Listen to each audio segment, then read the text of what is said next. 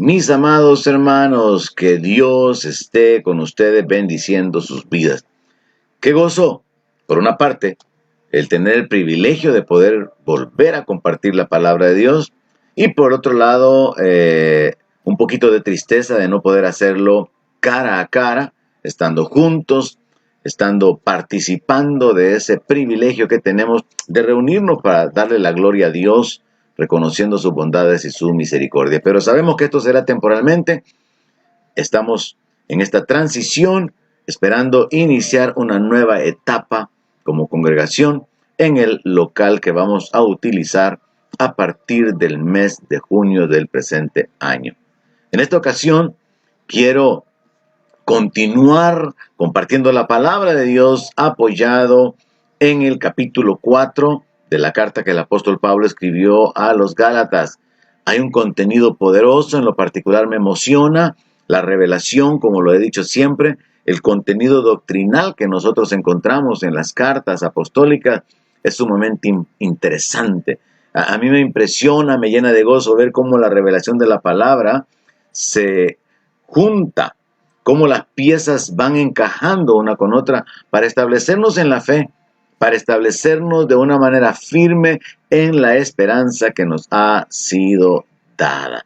Así que, mis amados hermanos, con el gozo del contenido que hay al final del capítulo 4 del libro de Gálatas y con el deseo de poder volver a juntarnos, de volver a reunirnos, transmito en esta ocasión con el deseo de que usted sea edificado y que por favor hagamos que la palabra corra compartiendo con sus contactos, compartiendo el link de la enseñanza y meditando más allá de lo que yo comparta en esta ocasión, profundizando en la palabra de Dios. Así que un saludo para todos mis hermanos de la familia del CCF, un saludo de nuevo para todos nuestros amigos en el ministerio, exalumnos del SEM, personas que desde fuera del país están siempre siguiendo nuestras enseñanzas, escudriñando la palabra juntamente con nosotros.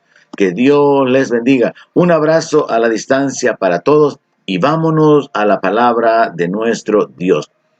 Gálatas capítulo 4, verso 19. El apóstol escribió: hijitos míos, por quienes vuelvo a sufrir dolor de parto hasta que Cristo sea formado en ustedes. Quisiera estar con ustedes ahora mismo y cambiar de tono, pues estoy perplejo en cuanto a vosotros. Este texto me revela y me hace imaginarme a un apóstol Pablo con sentimientos como los de un padre que está sufriendo, como los de un padre que está viendo a sus hijos que no están caminando de la manera correcta, que están encaminándose hacia el padecimiento, hacia la pérdida de algo, están tomando malas decisiones.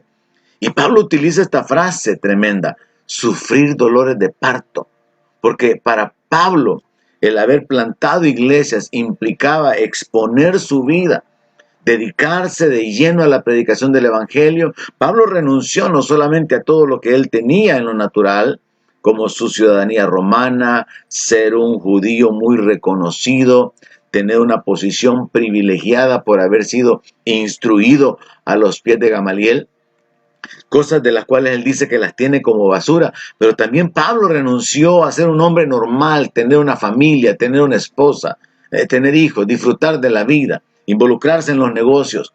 Pablo dio su vida por plantar iglesias, por hacer discípulos.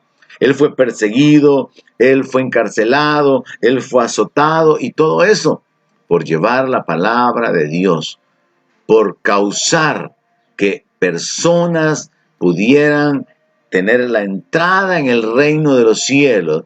Y Pablo habla acerca de volver a sufrir dolores de parto, usando esa imagen en lo natural de dar a luz un hijo. El dolor de dar a luz hijos espirituales es algo que la mayor parte de personas no comprende. Es un sufrimiento únicamente ministerial, como el de un pastor cuando ve a las personas alejarse, como el de un líder que ve a sus discípulos, a quienes ha estado enseñando, instruyendo, volverse al mundo. Y él sabe que la paga del pecado es muerte y que este discípulo que se está alejando va a terminar padeciendo las consecuencias, pero el padre espiritual, el líder, el pastor, sufre cuando las personas se alejan del Señor. Así que yo me imagino a un apóstol Pablo con sentimientos profundos porque la gente de Galacia estaba apartándose del Evangelio. Y Pablo está diciendo de que él realmente tiene una condición muy particular de padecimientos, porque como lo menciona en el verso 20, dice, estoy perplejo. Es como Pablo diciendo, yo estoy asombrado de lo que está pasando con ustedes, estoy preocupado.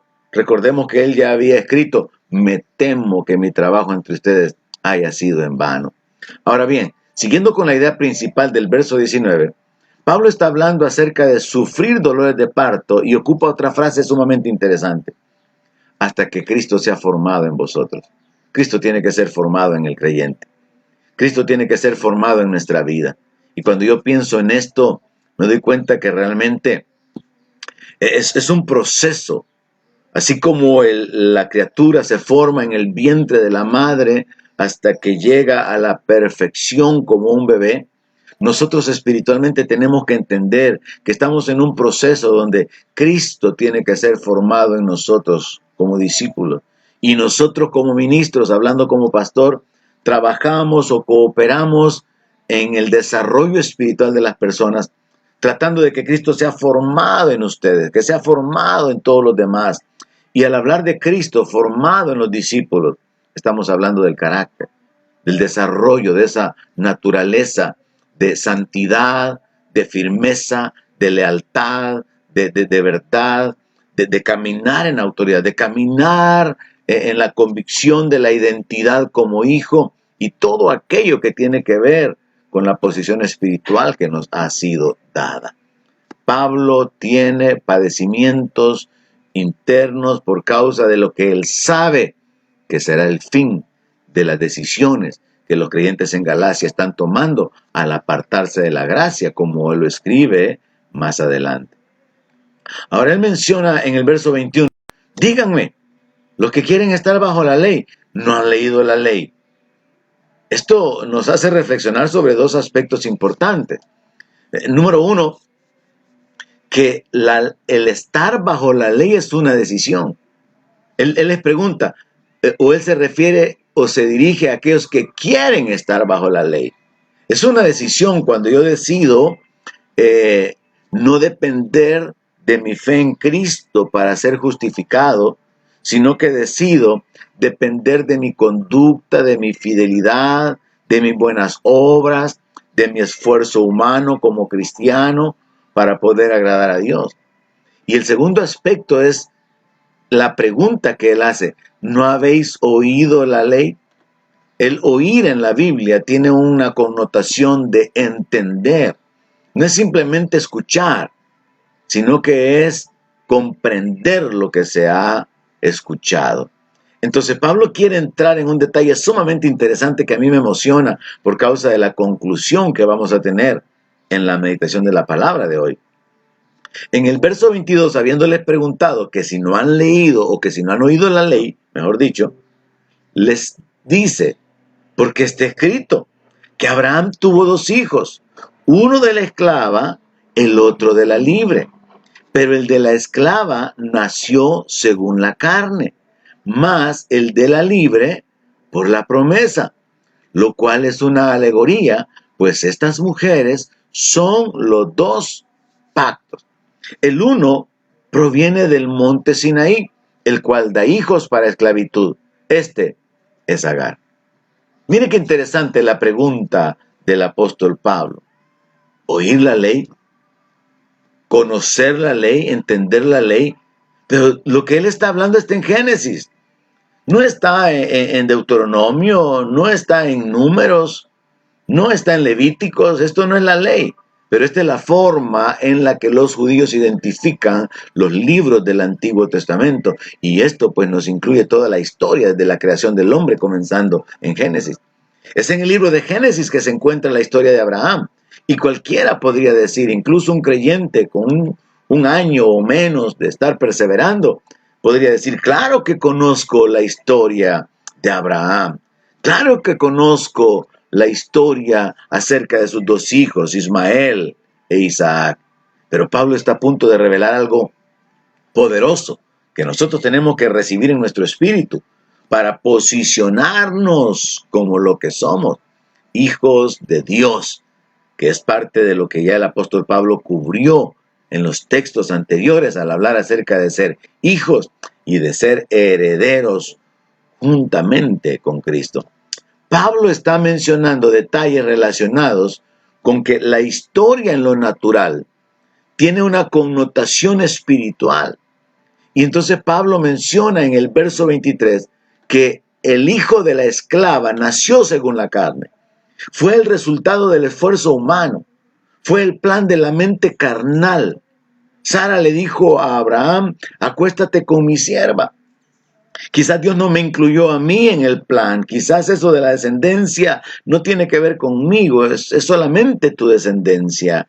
Y Abraham, de una manera insensata y con una mente también carnal, accede al consejo de su esposa, deteniendo, retrasando el verdadero cumplimiento de la palabra de Dios, de que por medio de su simiente todas las naciones de la tierra habrían de ser benditas, refiriéndose al nacimiento de un hijo, no por el esfuerzo humano, sino por la intervención divina.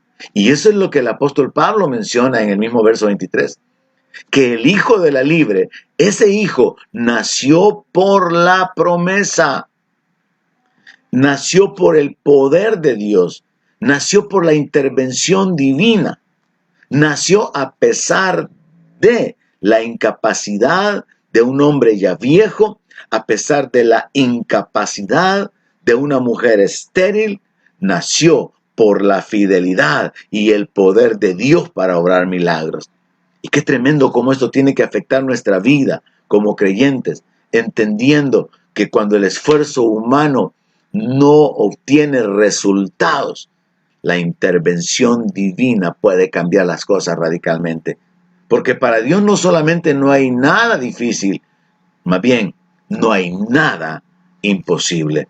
Entonces Pablo está ocupando una historia y él asegura con un enfoque espiritual que esa historia que fue real en el mundo natural es una alegoría, es una ilustración.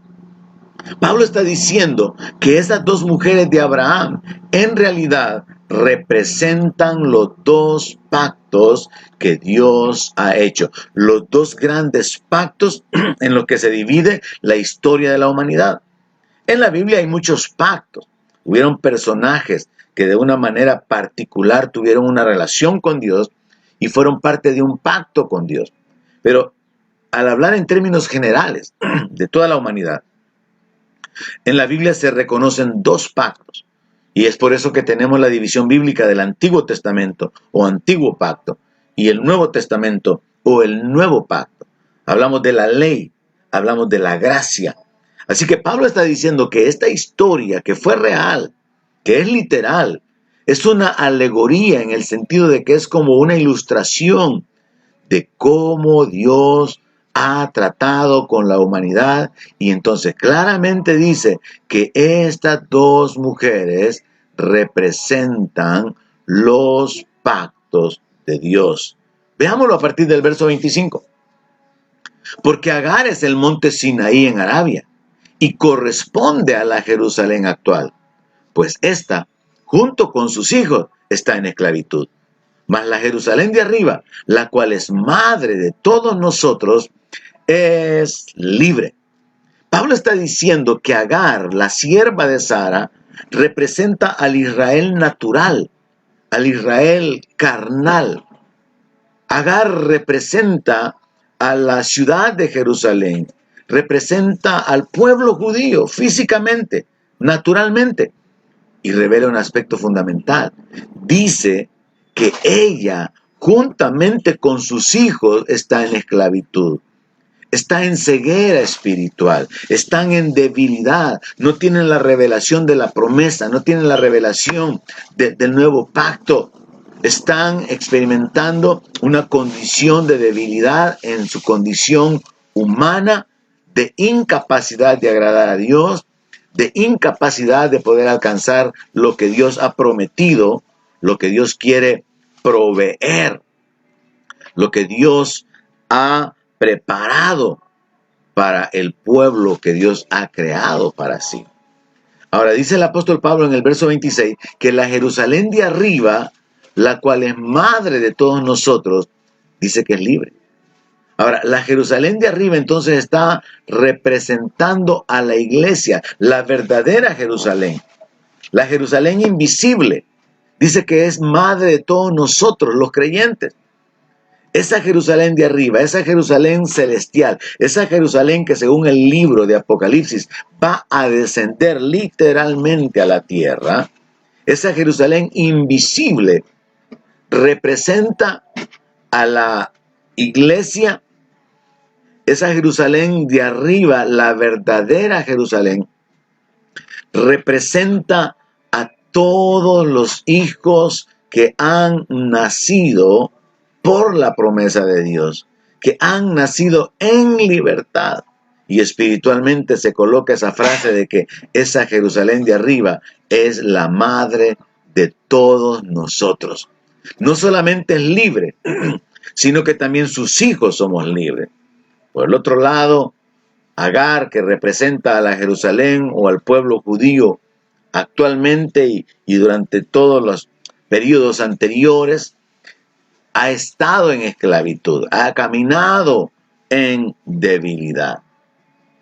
En el verso 27 se nos muestra un detalle sumamente importante relacionado con la revelación bíblica. Y dice, porque está escrito, regocíjate, oh estéril, tú que no das a luz. Prorrumpe en júbilo y clama, tú que no tienes dolores de parto, porque son más los hijos de la desolada que la que tiene marido.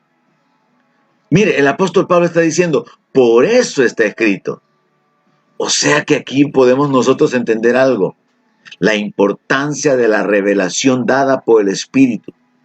Pablo está diciendo que esa escritura tiene esta aplicación, tiene esta verdadera aplicación en el ámbito espiritual y trae desde el pasado, desde el Antiguo Testamento hacia el Nuevo Testamento, una escritura para darle su aplicación correcta según la revelación dada por Dios.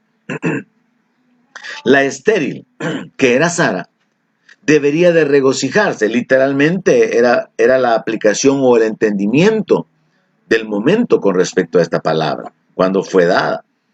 Pero la estéril que está representada en Sara podía regocijarse aún sin tener hijos, aún viviendo en esterilidad, porque en el plan divino la estéril llegaría a tener muchísimos más hijos que la que estaba casada, que la que estaba con marido.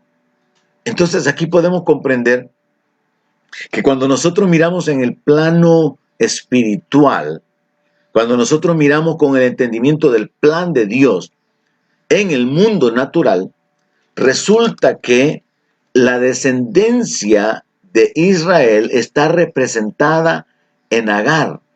La descendencia de los judíos en el plano natural está representada en Agar espiritualmente. Y espiritualmente son esclavos, son débiles, están bajo la ley.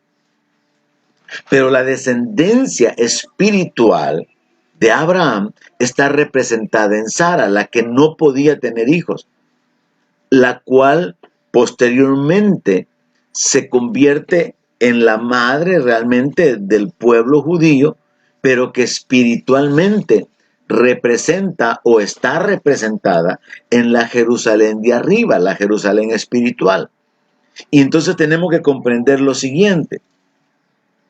La estéril Sara tendría muchísimos más hijos que la que tenía marido, que la que tuvo hijos en lo natural. Era una revelación divina en este sentido. Sara habría de ser la madre de muchísimos más hijos, a pesar de que era estéril, que Agar, que sí pudo tener descendencia casi inmediatamente con Abraham. Y en este sentido nosotros podemos comparar al pueblo judío, los millones de judíos que han existido en todos los siglos, durante todas las etapas. Comparemos esos millones de descendientes de Abraham en la carne, representados en Agar, con los millones y millones de redimidos de todo el mundo. Entonces se cumple la palabra. Son más los hijos de la desolada que de la que tiene marido. Podemos imaginarnos ese cuadro mientras Sara sabía que su esposo estaba teniendo relaciones sexuales con Agar para poder tener un hijo, y cómo ella podía sentirse como mujer, sabiéndose estéril, sabiendo que por años nunca había logrado tener un hijo. Ese sufrimiento, ese padecimiento emocional de sentirse desvalorada, de no sentirse como madre. Pero en el plan de Dios, el cumplimiento sería de que Dios habría de intervenir para que esta mujer, que era estéril, que en lo natural era incapaz de tener hijos, tuviera hijos, tuviera descendencia por causa de su intervención, por causa de su poder, de una manera directa. Y llegarían a ser muchísimo más los hijos nacidos por la intervención divina que los que nacieron por el esfuerzo humano. Entonces, esta escritura es sumamente interesante, porque lo que estaba escrito no solamente tenía que ver con una mujer que estaba padeciendo emocionalmente por su condición de infertilidad, sino que tenía que ver con el plan de Dios. La que es estéril llegará a ser madre de millones y millones por causa de mi poder. Y la que tiene marido, sí, va a tener descendencia, y su descendencia va a ser mucha, pero comparada con los hijos de la estéril, eso va a quedar relegado en un segundo lugar, en un segundo plano. Veamos cómo el apóstol Pablo aborda esto o profundiza en esto en el verso 28. Dice el apóstol Pablo: así que, hermanos, nosotros como Isaac. Pablo está hablando acerca de nosotros como los creyentes, la iglesia. Así que, hermanos de Galacia, nosotros que hemos creído en Cristo, nosotros que hemos recibido el Espíritu, nosotros que hemos puesto la fe en Jesucristo para ser justificados, nosotros que creemos, nosotros los creyentes, como Isaac, somos hijos de la promesa. Hemos nacido en conexión con una promesa que Dios hizo. Hemos nacido por el poder de Dios. Hemos nacido por una intervención divina. Hemos nacido del Espíritu. No hemos nacido de la carne. Nosotros como Isaac, yo quiero que usted se ubique y reciba esto. Nosotros como cristianos hemos nacido de nuevo. ¿Cómo nosotros nacimos de nuevo? Cuando nos unimos al Señor. Cuando por medio de la fe en Cristo Jesús, en su sacrificio, en su muerte, en su resurrección, rindiendo nuestra vida a Él, nos arrepentimos, le pedimos perdón a Dios, le entregamos nuestro corazón y le pedimos que nos diera de su espíritu, que nos diera el espíritu de adopción. Nosotros nacimos de nuevo como resultado de un acto espiritual. Nosotros nacemos de nuevo y llegamos a ser hijos por la fe. De igual manera, Isaac nació por la fe. Isaac nació por la promesa. Isaac no nació por un nuevo esfuerzo de Abraham. Isaac no nació por el esfuerzo de Sara. Isaac nació porque Dios intervino, porque Dios mostró su fidelidad, porque Dios mostró su poder para hacer que un hombre ya casi muerto pudiera engendrar un hijo, para hacer que una mujer por años estéril, de una manera repentina, pudiera ser capaz de quedar embarazada. Esta frase a mí me llama mucho la atención porque Pablo lo que está haciendo es comparándonos a nosotros como cristianos en la condición espiritual y en el nacimiento, en esa condición de hijos de Dios, basados en la promesa de Dios, en la fidelidad de Dios, en el poder de Dios, y todo esto conectado con la fe. Pablo agrega en el verso 29 que hubo un detalle que podemos leer allá en el libro de Génesis, que el que había nacido según la carne, es decir, Ismael, perseguía al que había nacido según el Espíritu. Y dice el apóstol Pablo, así también ahora. El entendimiento de este texto es el siguiente, hermano. Israel, el Israel actual, el Israel según la carne, los descendientes representados en Agar, la esclava, aunque son descendientes de Sara, porque aclaremos esto, de Ismael surge toda la descendencia árabe, pero de Isaac surge toda la descendencia judía. De manera que en esta alegoría, en esta ilustración, aunque Israel no es descendiente, hablo del pueblo judío, de Agar, sino que es descendiente de Sara y de Abraham, en esta ilustración espiritual, Pablo está diciendo que Agar representa a la Jerusalén actual, representa al pueblo judío en lo natural, que están en esclavitud, todavía están bajo la ley, todavía están en ceguera espiritual, en debilidad, son esclavos. Pero Isaac nos representa a nosotros. Isaac, el hijo que nació por la fe, por el Espíritu, por el poder de Dios, nos representa a nosotros. Ahora, sucede entonces que Ismael, el que nació según la carne, perseguía, molestaba a Isaac, el que nació según la promesa, hasta el punto que Sara le reclama a Abraham, diciéndole, mira, el hijo de esta esclava está molestando a nuestro hijo, tienes que echarla fuera. Y el apóstol Pablo se remite a esas escrituras históricas, a esa historia real para poder hacer aplicaciones espirituales que nosotros tenemos que recibir en nuestro espíritu para posicionarnos. Y entonces Pablo cita en el verso 30, ¿qué es lo que dice la escritura?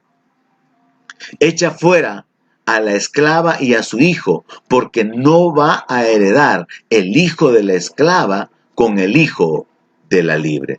En lo natural, esta historia, que fue una realidad, tuvo ese desenlace. Agar fue echada, Agar tuvo que huir juntamente con Ismael, su hijo. Dios trató con ella en el desierto, Dios le dio promesa para su descendencia, para su hijo, y el plan de Dios continúa adelante, pero particularmente enfocado en esta realidad espiritual. Así como Isaac nació por la fe de Abraham, por la fe de Sara, apoyados en la promesa y en la fidelidad y en el poder de Dios para el cual no hay nada imposible, nosotros hemos nacido por la fe en Cristo Jesús.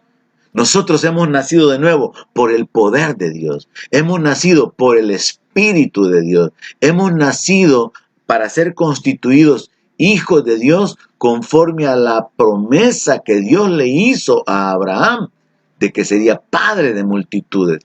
Y así como Abraham viene a ser el padre de los creyentes, nosotros como creyentes venimos a ser bendecidos con el creyente Abraham.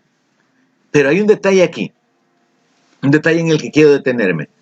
Dice de que el que había nacido según la carne perseguía al que había nacido según el Espíritu. Es decir, hay un rechazo. Así como Ismael persiguió y molestaba a Isaac, lo cual concluyó en que tuviera que ser echado, Israel rechaza a la iglesia. El judío, en su condición natural, en su ceguera espiritual, no solamente no reconoce al Mesías, sino que consideran que Jesucristo es un falso Mesías, un falso profeta, lo rechazan. Se burlan de la iglesia, menosprecian a la iglesia, consideran que lo que se conoce en el mundo como la iglesia cristiana es una gran falsedad porque hemos puesto nuestra fe en un Mesías que no es el Mesías verdadero. Porque hasta el día de hoy Israel sigue esperando al Mesías, cumpliendo así la palabra que dice, yo he venido en nombre de mi Padre y no me han recibido. Otro va a venir en su propio nombre y a ese van a recibir.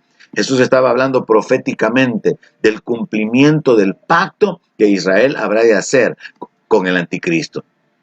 Porque no creyeron en el Mesías, porque lo rechazaron, porque hasta el día de hoy las siguientes generaciones posteriores a la que crucificaron al Señor, continúan con la convicción de que Jesucristo fue un impostor, fue un falso profeta, fue un engañador. Y por lo tanto, la iglesia no es lo que debería realmente ser, sino un movimiento engañoso, un movimiento de gente engañada que ha puesto su confianza en un falso líder judío llamado Jesucristo. Eso es lo que Israel piensa con respecto a la iglesia, que nosotros estamos mal, que nosotros estamos engañados, que nosotros estamos en un movimiento religioso, ignorantes de las verdaderas revelaciones dadas por Dios a través de la ley, a través de los profetas, y en esto se cumple esta escritura, que el hijo nacido según la carne persigue, rechaza a la iglesia, así como Ismael persiguió a Isaac. Ahora, en el verso 30 se nos menciona el hecho de que el desenlace de ese conflicto en lo natural entre los dos hijos de Abraham, Ismael, que era mayor que Isaac, molestándolo, burlándose de él y probablemente causando algún tipo de violencia en contra de él, que causó que fuera echado, viene a ser una figura del conflicto espiritual que también nosotros tenemos. Primero nace el hijo según la carne, según el esfuerzo humano. Después nace el hijo por el poder de Dios, por la intervención divina, por el espíritu, por la fe. Primero es la carne y luego es el espíritu. Pero la carne se opone al espíritu. Esto es importante en nuestra aplicación práctica como creyente. Nuestra carne se opone al espíritu. Hay una lucha, hay un celo, hay un intento de dominar al espíritu generado en la carne. Y esto representa la lucha espiritual nuestra también. No solamente se limita al entendimiento de que Israel se burle, rechace, menosprecie a la iglesia cristiana en el mundo, por seguir considerándose ellos los descendientes de Abraham, el pueblo del pacto, el verdadero pueblo de Dios, sino que también esto nos revela ese conflicto espiritual que nosotros tenemos en nuestra vida. Primero nacimos en la carne, somos hijos en lo natural del esfuerzo humano, de la voluntad humana. Pero luego nacimos espiritualmente, no de voluntad de carne y sangre, sino por el poder de Dios, por el Espíritu. Así que nosotros hemos nacido como libres, hemos nacido como hijos espirituales, pero nuestra naturaleza carnal se opone. Y aquí tenemos que entender que la carne y la sangre no heredan el reino. Nuestra carnalidad nos puede estorbar de heredar y tiene que separarse lo espiritual de lo carnal. Por eso el apóstol Pablo menciona en otras de sus cartas que tenemos que hacer morir lo terrenal, que tenemos que desvestirnos del viejo hombre, que tenemos que vestirnos del nuevo. Pero el punto muy importante, mis hermanos, en el cual tenemos que concluir los escritos del apóstol Pablo en este capítulo 4 de Gálatas, es el hecho de que en el verso 31 el apóstol Pablo dice, de manera, hermanos, que no somos hijos de la esclava, sino de la libre. O sea, Pablo está diciendo, miren, nosotros tenemos que comprender algo. Él está tratando de hacer que los creyentes en Galacia reaccionen y entiendan que la posición de un judío en lo natural o en la carne no es mejor que la posición de un gentil que ha creído en Jesús para poder ser justificado, que ha sido adoptado como hijo y que es un heredero de Dios, y que aunque tenga un conflicto espiritual porque la carne se va a oponer, los judíos se van a oponer, los judíos están tratando de someterlo bajo la ley, aunque haya un rechazo o un desconocimiento, ellos tienen que llegar a entender nuestra condición espiritual es mejor. O como Pablo lo escribe en otra de sus cartas, tenemos un mejor pacto con mejores promesas. Lo que el apóstol Pablo está diciendo es un asunto de identidad. La conclusión del capítulo 4 del libro de Gálatas es contundente, el verso 31. De manera, hermanos, no somos hijos de la esclava, somos hijos de la libre. No hemos nacido en esclavitud, No hemos nacido para vivir en esclavitud. Hemos nacido como hijos de la libre, de la Jerusalén de arriba. La Jerusalén de arriba es la madre de todos nosotros. Hemos nacido como hijos en libertad. Hemos nacido como verdaderos hijos por el poder de Dios. Hemos nacido como verdaderos hijos por medio de la fe y en el cumplimiento de la promesa de Dios para ser libres.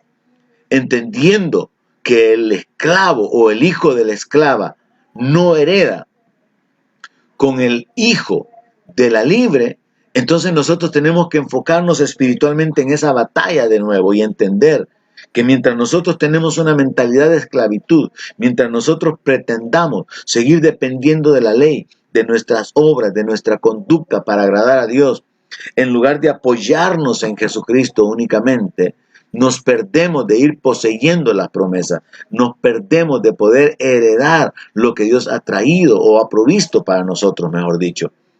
Y lo que está escrito en el verso 31 debe de ser una convicción, una conclusión, una declaración inalterable, firme, que usted tiene que recibir en su mente, en su corazón, en su espíritu.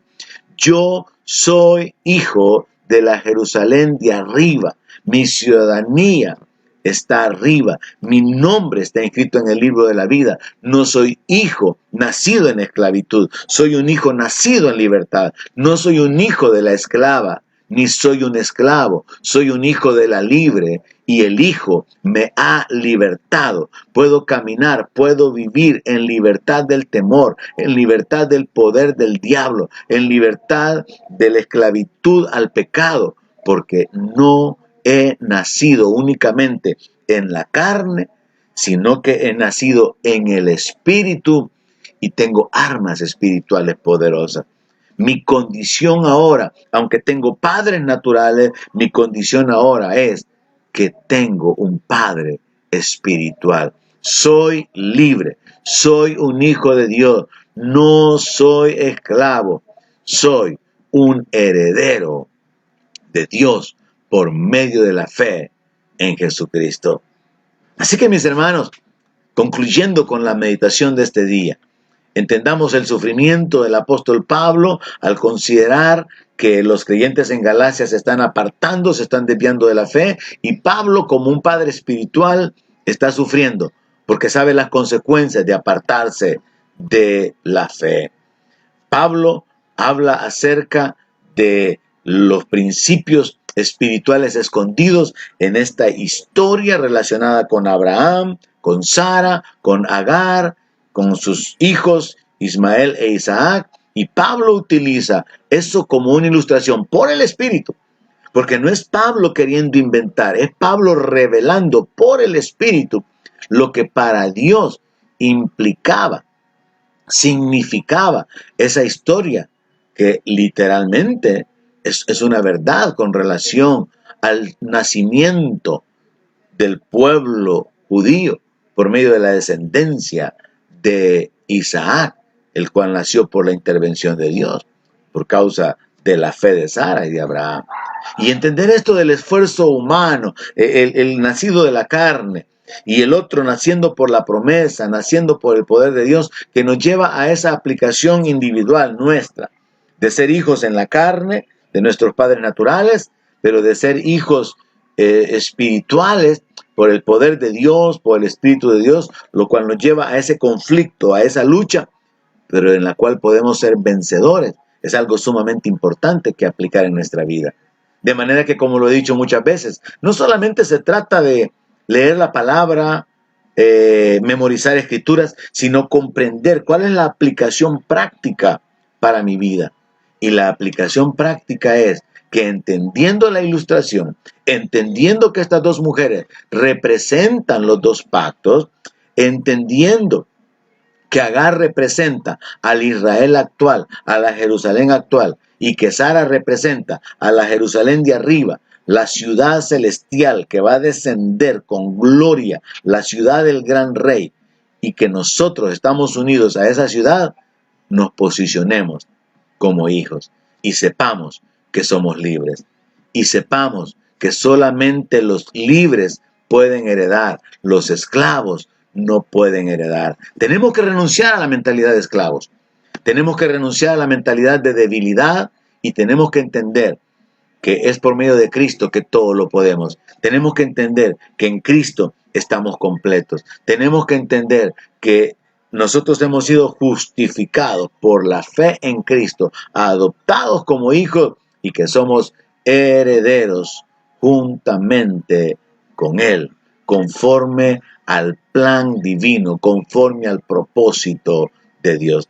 Como siempre, mis hermanos, les reto a detenerse, a escudriñar en lo personal, en la palabra, en oración, pidiéndole a Dios que le dé el entendimiento, que le dé la profundidad que hay escondida en esta revelación bíblica, que el Espíritu Santo lo guíe conectando otras escrituras para poder comprender cuál es su posición.